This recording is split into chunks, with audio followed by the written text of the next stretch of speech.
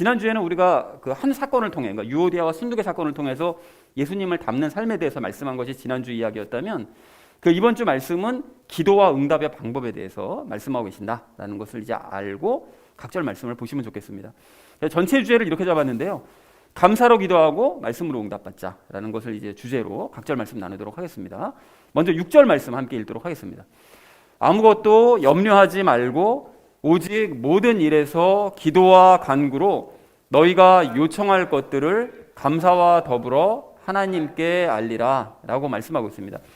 이게 그 6절 말씀하고 이 7절 말씀이 굉장히 유명한 구절이거든요. 그리고 기도나 응답에 대해서 얘기하면 항상 빌립보서 4장 6절 7절 말씀을 가지고 이제 설교하는 경우도 참 많습니다. 그래서 유명한 구절인데, 이게 한 가지 좀 아쉬운 것은 이제 보통 요 구절만 가지고 따로 읽거든요.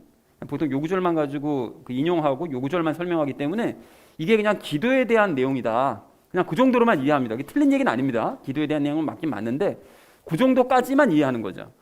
그런데 우리가 이제 생각해야 될 것은 이제까지 열매 맺기에 대해서 바울이 얘기해 왔잖아요.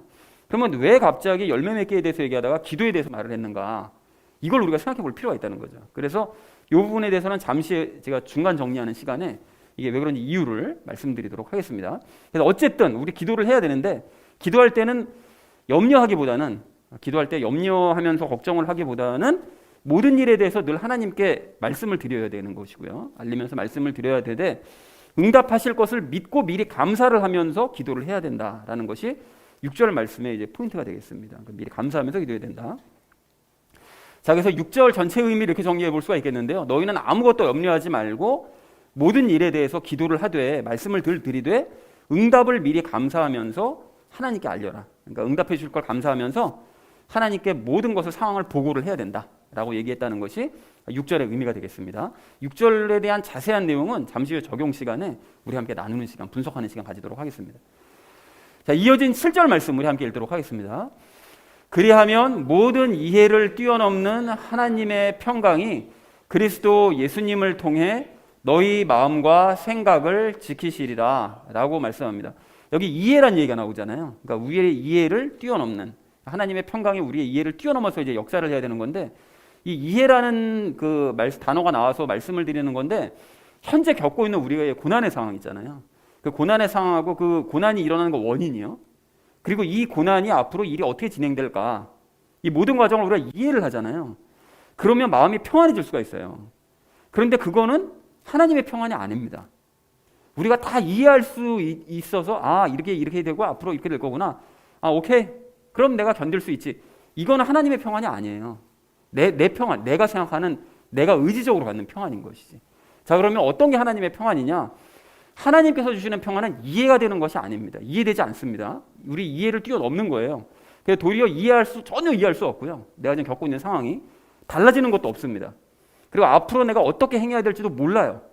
상황은 뭐 나한테 전혀 유리하지 않습니다. 다 불리하게 돌아가는 것 같은데, 그럼에도 불구하고 하나님께서 나를 지켜주실 것이 믿어지고 또 간구한 대로 응답해 주실 것이 믿어지기 때문에, 그래서 상황과 이해를 초월해서 임하는 평안, 말로 설명할 수 없는데, 내가 현재 상황은 전혀 그렇게 이해할 수 없는데 이거를 초월해서 도저히 이해하지 못하는 그런 평안이 하나님께서 주시는 평안이고, 이게 진짜 평안이라는 거죠. 다른 사람은 이해 못합니다. 나도 이해 못해요. 그럼에도 불구하고 평안이 느껴지는 거예요. 그게 진짜 하나님의 평안입니다. 자, 그래서 하나님께서는 그러한 평안을 그리고 주실 때 예수님을 통해 주신대요. 예수님을 통해 주신다는 게 뭔 소리인지 이제 잠시 후에 나눌 건데, 어쨌든 예수님을 통해서 우리의 마음과 생각을 지켜주십니다. 흔들리지 않도록, 불안하지 않도록 평안을 주셔서 지켜주신다 라고 말씀하고 있습니다. 그러면 왜 굳이 예수님을 통해서 주시냐? 이 부분에 대해서는 적용 시간에 말씀을 나누도록 하겠습니다. 그래서 7절 전체 의미 이렇게 정리할 수 있겠는데요. 그렇게 하면 우리의 이해를 초월하는 하나님의 평안이 예수님을 통해 임해서 흔들리는 너희의 마음과 생각을 지켜주실 것이다 라는 것이 7절의 의미가 되겠습니다. 자, 이어진 8절 말씀 우리 함께 읽도록 하겠습니다. 끝으로 형제들아, 무엇이든지 진실한 것과 무엇이든지 정직한 것과 무엇이든지 의로운 것과 무엇이든지 순수한 것과 무엇이든지 사랑스러운 것과 무엇이든지 좋은 평판이 있는 것과 덕이 되는 것과 칭찬이 되는 것이 있거든 이런 것들을 곰곰이 생각하라 라고 말씀하는데 참 길죠. 긴데 이 핵심적인 단어들을 이제 뽑아서 보면 맨 밑에 줄 빼고요. 나머지 핵심적인 단어들을 잘 보시면 결국은 예수님을 닮은 또 다른 모습들을 말씀하고 있습니다. 이렇게 진실해야 되고 정직해야 되고 의로워야 되고 이렇게. 자, 그런데 이것들을 잘 생각하라는 거예요. 갑자기 왜 이걸 생각하라고 얘기를 했는가 말씀을 생각해 보면 앞에 6절에서 우리가 하나님께 기도해야 된다고 그랬잖아요. 그러니까 하나님께 기도를 하고요. 그래서 7절 말씀처럼 응답을 내가 확신하게 되고 그래서 마음에 평안이 임하게 되었다. 이런 상황이 너희가 되었다면 기도하고 응답받아서 마음에 평안이 임했다면 어떻게 된다고요? 예수님을 닮는 일에 다시 전념해야 된다는 걸 생각해야 된다. 그리고 너희가 실제로 열심히 내야 된다. 이걸 말씀하고 있는 거죠. 그러니까 응답해 주실 것을 너희가 믿고 마음에 평안이 임했다면 할 일이 뭐가 있겠니? 열심히 다시 행해야지. 예수님을 닮는 그런 삶을 살아야 된다라고 지금 바울이 얘기하고 있습니다. 자, 그래서 8절 전체 의미 이렇게 정리할 수 있겠는데요. 마지막으로 형제들아, 진실하고 정직하고 의롭고 순수하고 사랑스럽고 평판 좋고 덕이 되고 칭찬이 될 만한 일들을 너희가 생각하면서 그 일에 열심을 내야 된다라고 얘기했다는 것이 8절의 의미가 되겠습니다. 자, 마지막 9절 말씀 우리 함께 읽도록 하겠습니다. 너희가 내 안에서 배우고 받고 듣고 본 그것들을 행하라. 그리하면 평강의 하나님께서 너희와 함께 하시리라 라고 말씀하세요. 여기서 배우고 받고 듣고 본 그것들을 행해라 라고 얘기하는데 여기서 바울은 자신을 본받아서 그 먼저 번에도 말씀드렸었죠. 나를 본받아라. 본받아서 8절에 있는 그 말씀처럼 너희는 행해야 된다라고 얘기를 하고 있습니다. 그러니까 배우고 받고 듣고 봤다는 게 아까 8절 말씀이겠죠. 바울이 계속 그걸 가르쳤었고 그래서 주었고 이렇게 했던 그 모든 것들을 너희가 행해야 된다라고 다시 한번 행함을 강조를 하고 있습니다. 그렇게 할 때 너희가 기도한 대로 6절처럼 기도한 대로 하나님의 평안이 임하게 될 거다. 평강의 하나님께서 너희와 함께 하신다. 라는 것을 이제 얘기하고 있죠. 그러니까 이걸 가만히 생각해 보면 너희가 기도한 대로 평안이 임해서 응답을 받았다면 행해야 되고 그렇게 행하면 평강의 하나님께서 너희와 함께 해주시는 그러니까 계속 선선한 이루어지는 거죠. 라고 바울이 얘기를 하고 있습니다. 자, 그래서 9절 전체 의미를 이렇게 정리할 수가 있겠는데요. 너희는 나에게 배우고 받고 듣고 본 대로 행하라. 그리하면 평강의 하나님께서 너희와 함께 해주실 것이다. 라고 얘기했다는 것이 9절의 의미가 되겠습니다. 자, 그래서 오늘 본문을 이렇게 정리해 볼 수가 있겠는데요. 아무것도 염려하지 말고 미리 감사하면서 하나님께 기도로 너희가 알릴 때 우리의 이해를 초월한 하나님의 평강이 예수님을 통해 임하게 되고 너희의 마음과 생각을 지켜주시게 될 것이다 라는 것이 이제 6절 7절의 말씀의 내용이고요. 너희는 진실, 정직, 의로움, 순수, 사랑, 호평, 평가 좋은 거, 덕, 칭찬이 되는 일을 생각하고 열심을 내라 라는 것이 이제 8절의 의미가 되겠고요.